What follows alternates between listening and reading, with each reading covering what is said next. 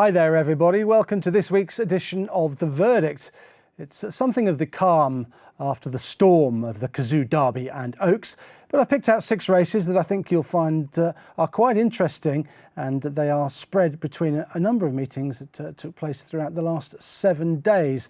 And we're going to kick off at Haydock midweek, and just with a modest looking contest on paper, but it was quite an interesting little race. A Novice Stakes, it's over 7 furlongs. And Albahr went off as the 6-5 on favourite. King of York was 3-1, 9-1 Tartan Chief, and it was 10s and bigger the rest. And it was Albahr who prevailed for Charlie Appleby and William Buick. Let's have a look at this race in its entirety then. He jumped out of stall number 6. He's in the familiar blue of Godolphin and was always prominent throughout, with White Feathers Fall, who jumped out of stall 12 a little bit wider and had to work quite hard to go forward in the early stages. And if we just stop it there and identify the first and second, well, it's pretty obvious what happened here. They're in front and dominating this race. Now, I thought when I watched it first time round that perhaps they were taking each other on and using up too much gas, and it might set up for something coming from in behind, but this was not the case. They went quite even up in front according to the award-winning course track sectionals. It didn't go that hard. There's quite a lot of a different amount of ability on show here, and what's possibly a modest maiden outside the front two. And it should also be remembered that there was only 3 horses in this race that had a previous run, and the first and second, they both had a previous go. I thought the runner-up, who's in front at this stage, Mark Johnson horse, shaped really well, but he didn't quite come home as strongly as Albahr, whose 35.9 second final 3 furlongs was just too speedy for the runner-up, White Feathers Fall, who got a little bit tired late on, according to the course track sectionals. Here comes Albahr now. He's very strong at the finish. Both of them will get further than this 7 furlongs. I think a mile in future will be good for them, but look how far clear they pull of the rest. 7 lengths indeed, just a net between the 2 principals, but 7 lengths ahead of the others. Clear daylight back to the 3rd Tartan Chief, who ran pretty well. Let's have a look at the head-on, and as we do so, let's focus on these course track sectionals in the latter stages of this race. We have got 35.9 for Albahr, and we've also got 36.89 for the runner-up. That's just how much quicker Albahr was through the final 3 furlongs. Both of them will stay a mile. Both of them interesting prospects going forward.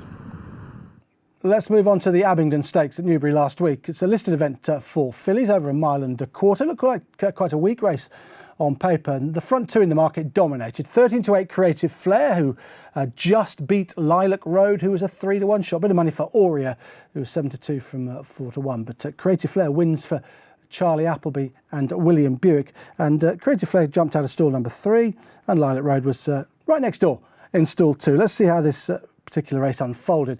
Pretty good gallop early on, and they were always prominent, Creative Flair and the runner-up Lilac Road. Lilac Road with a big white face, Creative Flair in the blue of Godolphin, and Creative Flair was the one who just went a little bit keenly in the early stages of this race, but she had enough in the tank to just last home. Now, she's very stoutly bred. There's a lot of stamina on the dam side of her pedigree, and she might stay a little bit further, but I'm not sure given the way she races. If you just have a look at her there, her head carriage is quite high. You can see that William Buick's got a tight hold of the reins.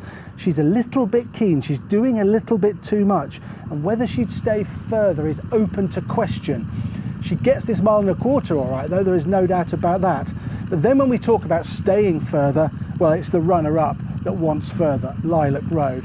She sat there against the rail in 2nd place, getting a nice lead from Creative Flair, and she is very strong at the finish here, and that's the most notable part of this race going forward. I think we've got a 10 furlong filly in front. I think we've got a 1.5 mile filly sat in 2nd place, and there was only half a length between them in the end. The final time, pretty good, 2 minutes 3.28. It was an honest enough gallop, an even gallop according to the award-winning course track sectionals, and Creative Flair just at an important point of the race, had too much speed for Lilac Road. She quickened up in good style. Lilac Road briefly outpaced, but then she comes strong at the death and comes home really well, and she fired a final furlong of 12.55. That was what caught my eye.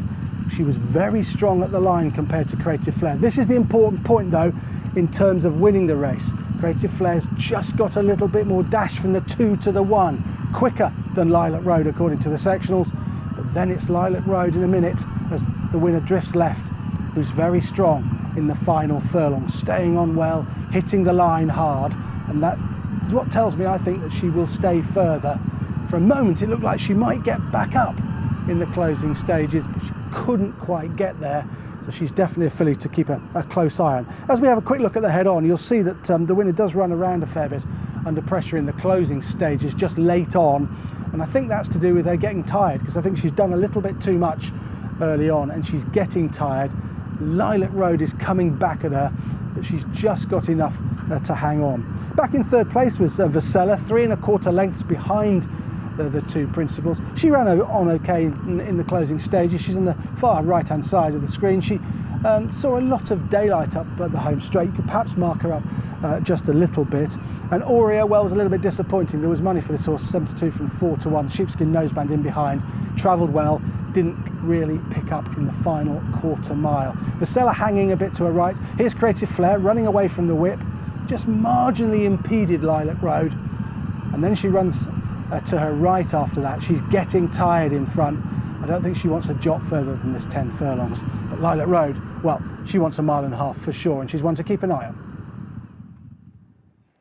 Let's move on to Newbury on Thursday. I want to highlight a Fillies Novice that took place. It was over a mile. Out of Pinch was the 15 to 8 favourite and very well supported. Seattle Rock was next in at 5 to 2 and Rani of Jancy 3 to 1. They dominated the market and they dominated the finish as well. And it was Seattle Rock from stall number 5 who obliged here for Sylvester Kirk and Ryan Moore. Now, this race is interesting from a sectional point of view because it was quite steadily run. Often when we look at races, we go and look for fast times, decent speed figures, and interesting sectionals on the back of fast run races. But sometimes slowly run races can highlight quite a lot. Now, Seattle Rock and At a Pinch were 1-2 in this race, and at this stage, they are 1-2. They're up there, close to a very steady early pace, and therefore they dominate the finish, a finishing speed percentage of 107.79. So they finish off the race a lot quicker through the final couple of furlongs than they ran the rest of the race. But there's an interesting horse in this race, and it is the third horse home, Rani of Jancy, who jumped from stall number 6 and was dropped out just in behind the leaders and spotted Seattle Rock and At a Pinch about 4 or 5 lengths. Just sat in there in behind Rani of Jancy. Now, the way this race was run, the third had absolutely no chance of getting to those that were on the speed early on. The final time was slow, 139.45. We know that they came home very strongly, 107.79 the finishing speed percentage.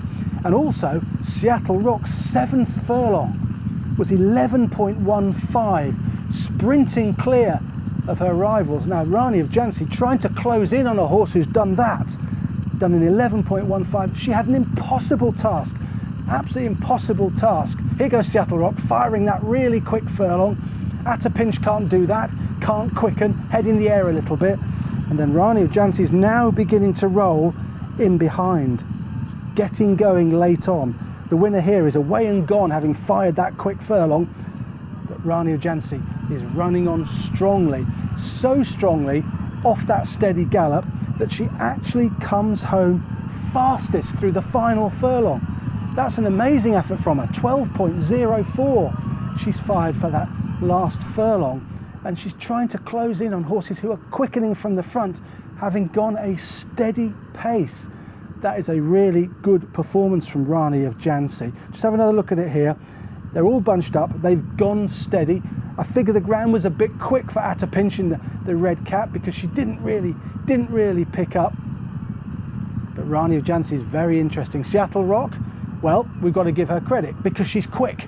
She was able to cruise in front and then quicken, and she fired that really fast furlong, which won her the race. And Atapinch could just not live with her whatsoever. They were effectively in a match race how this was run, and Atapinch was not good enough. So Rani of Jhansi now running on in the closing stages, firing that quick last furlong, which not many horses would be able to do given what happened throughout the early part of this particular race. So what have we seen? Well, we've seen a slow final time of 1 minute 39.45. Got a steadily run race, as I was highlighting. They finished off very quick. Seattle Rock sealed the deal with that quick furlong I was talking about, the 7th furlong, but Rani of Jhansi had absolutely no chance given how the race was run, and fired the fastest last furlong in the race. A course track sectional of 12.04. The racing TV tracker horse has to be Rani of Jhansi from that race to Newbury on Thursday. That was a very taking effort.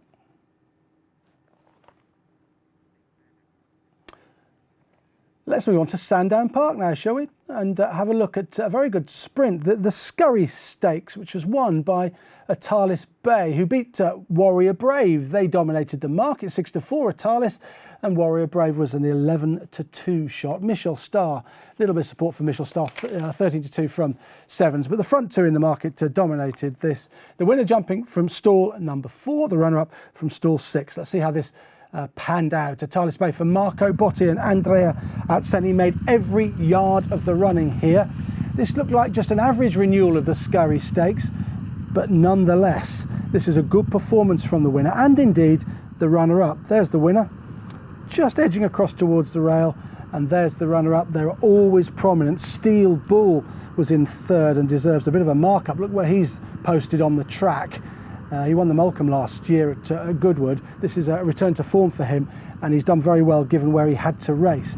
But Atalis Bay has won this with a little bit in hand in the end. 1 minute 0.68 was the time. That's just about what you would expect. And the finishing speed percentage, 99.61. That's just about right for a stiff 5 furlongs. They've got a good even gallop, but Atalis Bay has got a very fast furlong in him. 11.04 he fired late on in the piece in the 4th furlong.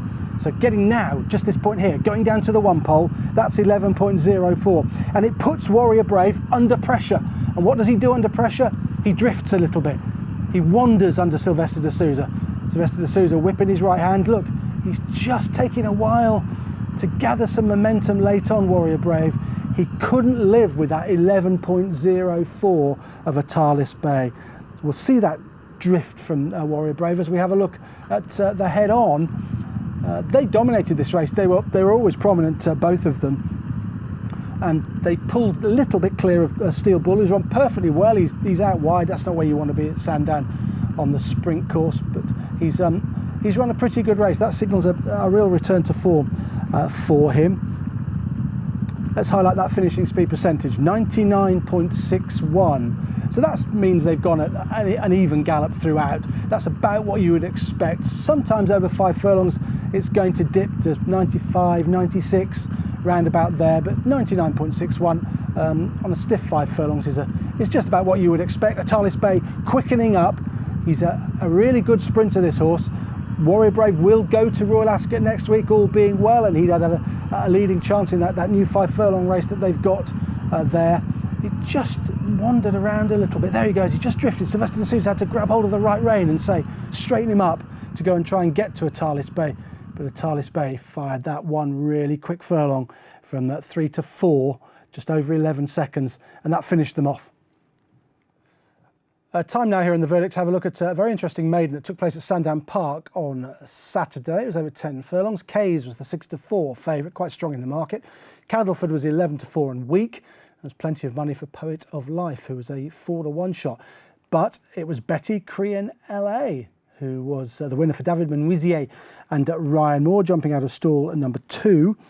And this horse beats some very, very interesting rivals. Let's have a look and see how it panned out, and there's quite a lot to note in this in terms of the course track sectionals and what actually happened. It wasn't that strongly run a race. The finishing time of 2 minutes 10.56 is just okay, but they didn't go particularly hard early on, and a number of horses I think were inconvenienced. There's certainly 2 horses in this race that I think we can definitely follow for the future, but we should be careful not to credit Betty Crean LA with this particular success. Ryan Moore, very savvy to the pace here, and was the first to strike for home, and with a turn of foot she was able to seal the deal.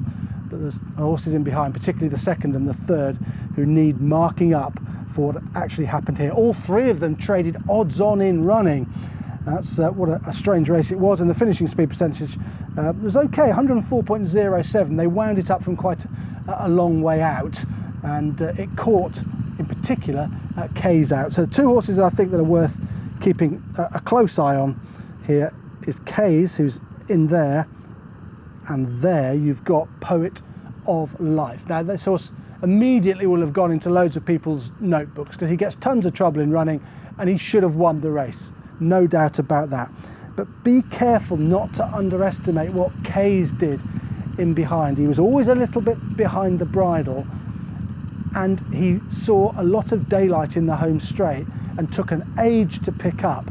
But that's a function of the gallop here. It wasn't strong enough for Kay's, and he did come home really well.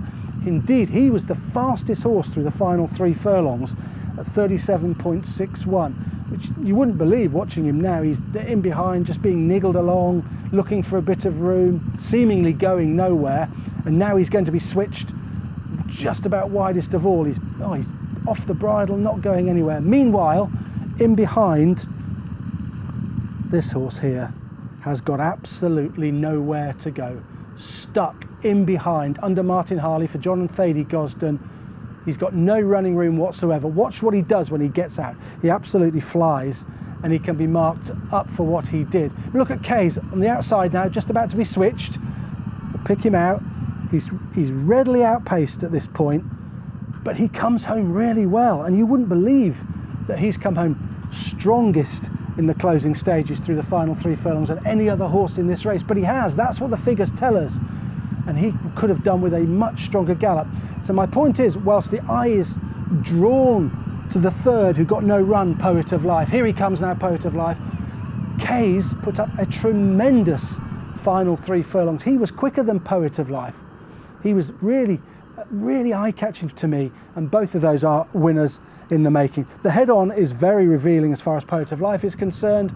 He just gets no run whatsoever. He's stuck in behind. Martin Harley can't get an out, whereas Kay's eventually gets out. He wasn't quick enough to take any gap early on in the straight, but he gets out and runs on really well. Poet of Life, look, he's still looking for room. There's still nowhere to go for him whatsoever. There he is. He's looking to get some running room, and when he gets out, under hands and heels, it has to be said, he comes home really strongly.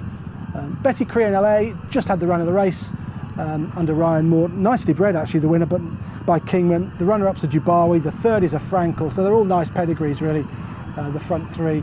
It's a bit of a messy race because it was steadily run, but it has created 2 horses of great interest, and I think my overriding point is that Poet of Life is the obvious one, but don't underestimate Kay's, who ran an absolute blinder in the circumstances. Right, the 450 at York now we're going to have a look at. This is a very competitive handicap. It's charity day at York on Saturday, of course, and this was the McMillan handicap over a mile and a furlong, just shy of that. Del Grey Boy really well backed. He was second in the end. He was 3-1, but La Trinidad had been heavily supported throughout the day and went off 4-1 second best. Irv 13-2, front of the market, got it spot on. They fought this race out, the 3 of them, and it was a decent handicap. Let's send them on the way and have a look at what happened. From 11, La Trinidad, Del Grey Boy from 14, and Irv came from stall number 3. Final time, 1 minute 50.91 seconds. It was solidly run, and Del Grey Boy, you can see he's in the yellow colours towards the rear. La Trinidad just a little bit keen, just to the rear, only got about 4 or 5 behind him in the red and white colours. We'll just try and pick him out. There he is in there, just a little bit keen through the race, but he travels very strongly and he picks up tremendously well in the closing stages. Irv is a little bit more prominent, and he's an interesting horse going forward. Irv, here he is, he's just towards the rail in there, for he kicks on quite a long way out, and then he had a target on his back thereafter, so perhaps a bit more of a patient ride would have seen him to better effect. Warif's towards the outside, the reine's broken on Warif. Jockey did really good to stay with him. As they turn in, they begin to wind it up, and the sectionals say that although they went steady for the first two, this race really did pick up from halfway. The first and second are quite a long way back at this stage. If we pick out the first three, the winner's there, just in there. Second's right back there in the red cap, and the third is here, and he's about to kick Irv. He's about to go under Aidan Brooks, and perhaps he just went a shade too soon, but La Trinidad is travelling up really strongly now. Look at him towards the outside, the red and white colours, and it's at this point that he quickens up in tremendous fashion, and the sectionals tell us what he achieved, and it was between the 6 furlong point and the 7 furlong point. There you go, 11.13. Here he goes, that's him doing it now in the red and white colours. That's a blistering furlong.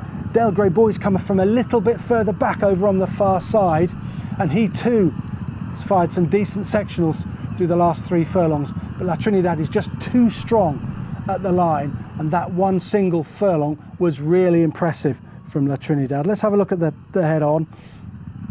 You'll be able to see Irv's in front, carrying his head in the air just a little bit with the big white face.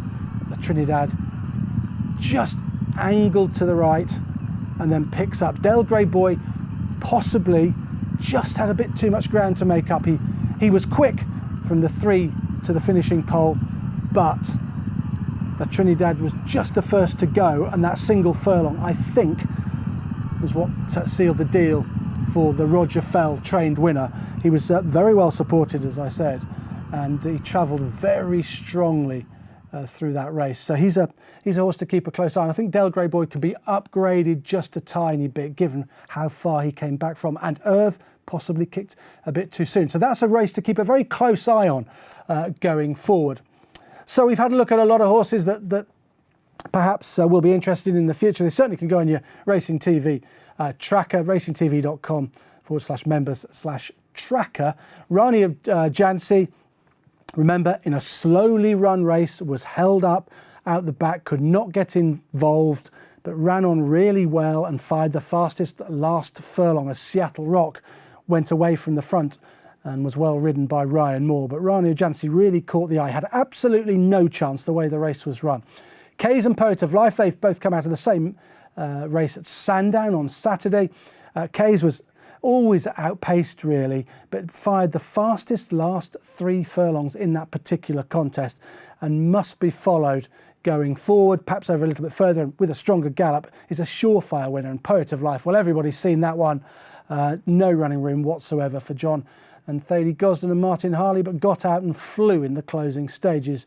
But Kays, I think, is one of the more interesting horses that we saw last week, and we will put him in the tracker and see how he gets on next time out. That's it for the verdict this week. Thank you very much indeed for joining me. More to come next time around. Bye-bye.